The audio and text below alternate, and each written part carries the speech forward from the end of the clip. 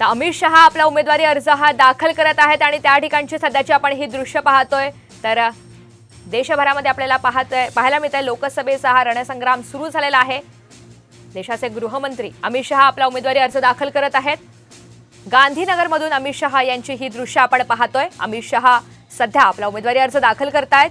गांधीनगरमधून अमित शहा आपली उमेदवारी ही लढवणार आहेत आणि या ठिकाणी सध्या त्यांनी उमेदवारी अर्ज हा दाखल केलेला आहे। त्यांच्यासोबत इतरही भाजपचे कार्यकर्ते पदाधिकारी उपस्थित आहेत। तर उमेदवारी अर्ज भरतानाची अमित शहा यांची आपण ही दृश्य पाहतोय। गांधीनगरमधून अमित शहा यांनी आपला उमेदवारी अर्ज हा दाखल केलेला आहे। गांधीनगरमध्ये अमित शहा सध्या उमेदवारी अर्ज आपला दाखल करत आहेत।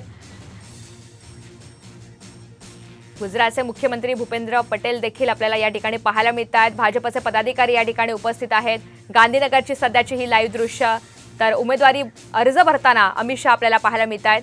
आज अमित शहा यांनी आपला उमेदवारी अर्ज दाखल केलेला आहे। गुजरातच्या गांधीनगरमधून हा अर्ज दाखल करण्यात आलेला आहे आणि या ठिकाणी आपल्याला अमित शहा यांचं तगडं आव्हान पाहायला मिळणार आहे।